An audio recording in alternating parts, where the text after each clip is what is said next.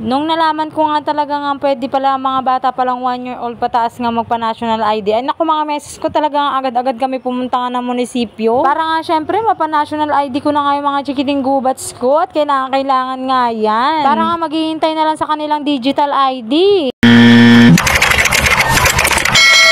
Hello mga meses! Ito na nga ang itsura nga ng pader nga mga meses ko. Tinanggal ko nga yung wallpaper. Tapos nga syempre kaganapan na rin to mga meses ko nga nung mga huli nga namin nga pagkukuha nga ng mga gamit nga din dito. Dapat nga mga meses ko, hindi nga ito nga yung i-upload ko. Ang dapat nga na i-upload ko mga meses nung habang nagtatanggal nga ako ng wallpaper. Kaso nga lang sa kasamaang palad mga meses ko, naku po, nabura ko naman yung video na yun. Alamang video yun mga meses ko na mahaba. Kaya nga ito na nga lang nga din nga yung binidyo ko para nga syempre nga makita nyo na nga din nga kung paano nga kami nagtanggal nga ng mga gamit nga dito. Saka syempre yung itsura nga ng bahay nung inalisan nga namin dahil nga tinanggal ko nga yung wallpaper. Saka yung itsura ng mga dingding mga meses ko. Ito na nga rin nga yung pinaka last part nga ng pag-aayos nga namin nga ng mga gamit nga dito, yung pagtatanggal ba. Sa totoo lang talaga mga meses ko, inuna ko nga talaga nga tanggalin nga yung mga wallpaper. Kahit nga nung nandito pa kami mga meses ko, talagang inuna ko yung mga wallpaper na yan. Sabi nga ni Daddy Ben talaga mga meses ko, naku, masasama nga yung pintura niya. Hindi nga siya nagkamali nga mga meses ko. Tingnan niyo naman na nangyari, natanggal nga yung mga pintura. Lang naman sa may ibang part mga meses ko, pero karamihan talaga hindi naman din talaga natanggal yung pintura nga nila. Kaya ang ginawa ko na nga dyan nga mga meses ko, pinagtatanggal ko pa yung mga iba namin ng gamit para nga syempre malinisan ko na nga din dito. Mga kailangang itapon na, itinapon ko na nga rin talaga para nga hindi ko na nga masama nga dun sa paglipat nga namin dun sa kabilang bahay. Tapos nga yung mga pwede ko nga asikasuhin at saka ilipat nga sa kabila, ayun na nga yung kinuha ko. Tapos nga yan mga meses ko, syempre nagwalis na rin ako ng buong bahay nga dito para nga syempre nga malinis na. Walis tingting na rin yung ginamit ko dito mga meses para nga syempre lahat nga ng kalat nga ay makuha, tsaka yung mga maliliit. Hindi naman pwede walis tambo mga meses ko kasi hindi mo naman pwede iwalis yun sa merong mga tubig. Syempre mga meses ko, winalis ko na nga rin nga yung CR, binaldiho ko nga at para nga malinis na nga. Katapos ko nga magwalis nga sa loob mga meses ko, syempre wala nang kalat dun kaya nga dito naman sa labas. Ito nga ang dalawang upuan na to mga meses ko ay nilipat na nga namin nga ni Daddy Ben dito nga sa kabila para nga wala nang kalat dito. Pagkatapos nga mga meses ko, winalisan ko na nga din para nga hindi nga pangit tignan. Pangit kasi tignan mga meses ko pagka palaging makalat. Eto pa nga yung panahon na talagang sobrang busy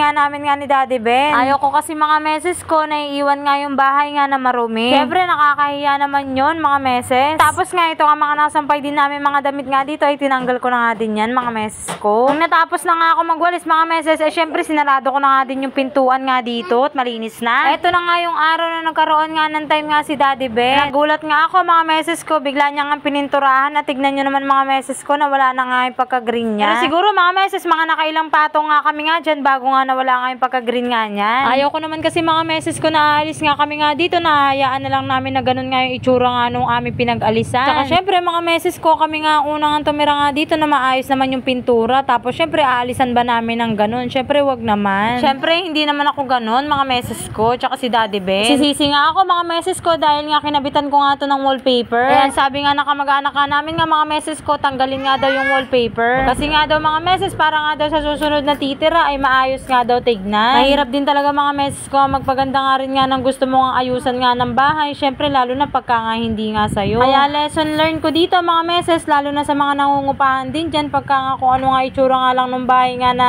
inupahan nyo, ay syempre ganun lang din dapat. Depende na lang din mga meses ko kung gusto nga rin nga nung may-ari nga na pwede nyo nga lagyan ng mga kung ano-ano. Buti na lang talaga mga meses ko ay meron nga pintura nga si Daddy Ben nga na white. Kaya nga kung makikita nyo nga dyan nga mga meses ko ay nagpupintura nga kami nga dyan nga ni Daddy Ben. Mga may tuklap at saka may part lang na iba nga ang kulay na nga at nasama nga dun sa wallpaper. Para nga syempre mga meses ko yung susunod nga na uupa at saka pag nakita nga ng aming kamag-anak nga itong bahay nga na aming tinirahan ay syempre hindi naman sila gaanong magalit. Kaya nga pinagtulungan na lang din namin nga ni Daddy Ben para nga din matapos na nga ito. Kaya nga diba mga meses ko, sabi ko nga sa inyo, dun nga sa aming nga inupahan nga ngayon, yung pinilipatan namin ay hindi ko na nga dun lalagyan ng wallpaper. Kung ano na lang din yun nandun mga meses ko ay ayun na lang din. Tapos ang gagawin ko na nga lang, didikitan ko na nga lang ng mga design. Siguro ganun na lang. Hindi na ako magkakabit ng wallpaper mga meses ko kasi sobrang dikit talaga ng wallpaper at sasama talaga ang pintura sa bahay nyo. Okay lang din sana kung pumayag yung may-ari o di kaya mga meses ko ay sarili nyo ang bahay. tapos lalagyan nyo ng wallpaper, ayos lang yun. Pero kung ganito nga katulad lang na nangungupahan nga din, ay syempre kailangan ay laging ang merong consent nga sa may-ari. Nung nakita ko rin to ng una mga meses ko, naku po talagang sobrang kabado nga ako. Kaya nga sabi ko nga kay Daddy Ben, naku kailangan natin ng puting pintura kasi nga ganito nga yung nangyari, tinan mo yung kinalabasan. Sobrang nai-stress nga din nga ako noon. Pero nga nung ganito na nga nangyari nga mga meses ko, nung natakpan na nga siya nga ng puting pintura, tapos nawala na yung pagka-green, ay okay na rin ang pakiramdam ko. Nawala na nga din nga yung pag-aalala ko. Bumalik na nga ito nga sa pagkaputi mga meses, pero nakailang patong pa kami dito ni Daddy Ben. Buti na lang din talaga, meron nga siya na itatago ng pinturang puti. Tapos nga nito nga mga meses ko, syempre nilinisan tsaka niwinilisan na lang din ulit. O siya mga meses, hanggang dito na lang. Oops, don't forget to follow my page para nga syempre lagi nga kayo updated sa aking mga bagong mini vlogs. Aba meses, huwag mo na rin kalimutan i-share. O siya,